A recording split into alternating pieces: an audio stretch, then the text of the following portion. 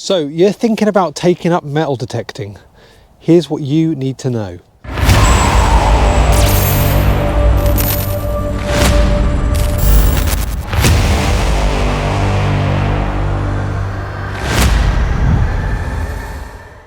Hi, I'm Chris and this is my ultimate guide to beginners metal detecting.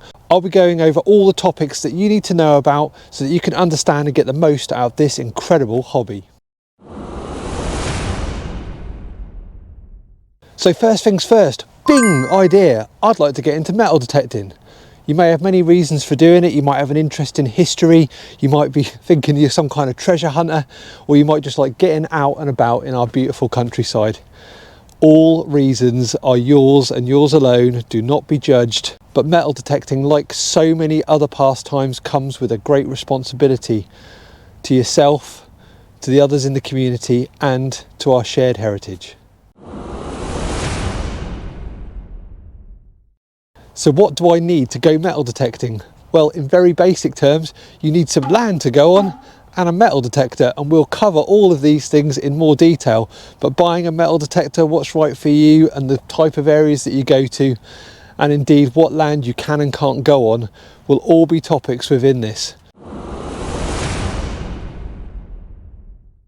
What do I need to know about land? Well, unsurprisingly, it's all owned by someone, and unless it's owned by you, you need permission to go on it.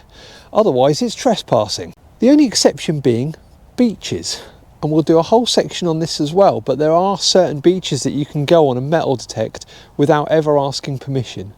But let's talk about land to begin with. I'm on arable land, so farmland currently, and that can be a mix of arable, which is ploughed and drilled and has, you know, lots of vegetables and whatever growing in it, and you might have pasture where there might be sheep or other cattle grazing. So those are the two most obvious kinds of ground you're going to find within farms. It's my preference to go on to arable because it's ploughed fairly regularly, it keeps everything up on the surface, and generally it's easier to dig, whereas pasture can be quite compacted depending on how long it's been in pasture and how many big animals have been walking all over it.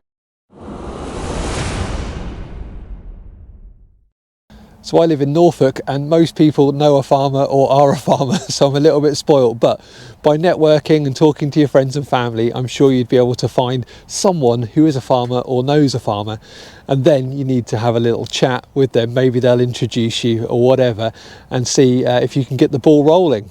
I'm a big fan of the friend or the family member approaching the farmer first.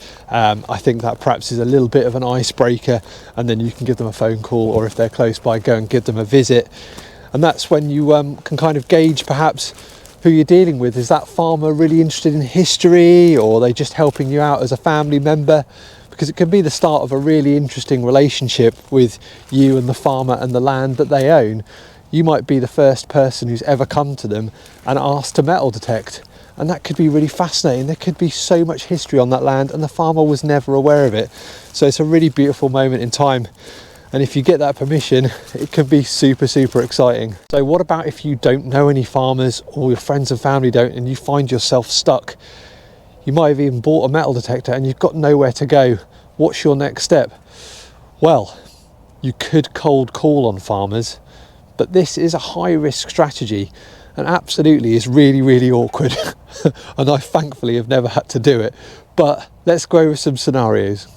So if you live in a nice rural part of the country, you might be driving along and see a farmer or farm labourers working in the fields and think, actually, I might be brave enough to pull over and go and start a conversation with them. And obviously that's up to you, but you've got to remember they are literally doing their job at that moment in time, and I don't know how they're going to appreciate you just walking over and stopping them from doing that, especially with the time pressures that a lot of them are under. But it's worth a go potentially, so keep that one as an option. So another option, and I'm sure a lot of people do this, is they will Google their local farms and then drive around to them, go to the estate office and try and spark up a conversation. And that's probably a little bit less interfering than just stopping farmers from doing their work in the middle of the fields, and you're more likely to actually find the landowner. So yeah, you can do that. Remember to be respectful. It's all about how you approach things. Don't just storm in there I've got a metal detector going to go on your land. You've got to do it the right way. And if you do it the right way, you stand a chance. But you've got to remember that people will have been coming to these farms over and over again potentially, and you might be the second or third one that week, and that can get really annoying. So in short, it's difficult to get permission. I really understand that. I've been quite lucky. I've networked a lot over the years and found myself getting enough land to probably see me out to retirement, fingers crossed. But new bits and bobs do tend to accidentally come your way. The more land you get, the more farmers you speak to and network, that you tend to get more and more. So once you've got your foot in the door, you'll find it will open up more things as well. So don't give up. That's the key message here. So let's move forward. The farmer is happy for you to go on their land. Fantastic. But there's one thing that I highly recommend that you do first, and that's get a contract in place. It doesn't matter how well you know that person, or even if they're family, it's best to get a contract in place, because who knows what you may find under that ground, and it can get really messy when money gets involved. So get yourself a contract, write it up with the farmer, come to an agreement that you're happy with.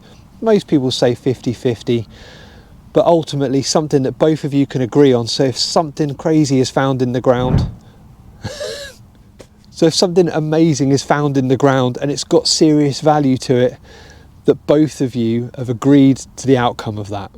There's lots of contracts online. I'll put a link to one below this video that you can click on and download if you need one. So well done you, you've got permission to metal detect on a brand new farm. One of the most exciting things about this hobby is that trepidation, that hope of what might be out there and all those exciting finds to come. But it's important to remember to look after your farmers, treat them with some nice gifts at Christmas, always be respectful about when you're going to be arriving at the fields and leaving. Make sure you communicate well with them, and you'll have a nice, happy and hopefully long, fruitful relationship with them. I hope you found that useful. That's just a little taster into some of the videos about the ultimate guide to metal detecting that I'm going to be doing over the next year. If you like this, give me a thumbs up, subscribe to the channel, and I'll see you on the next one. Bye for now.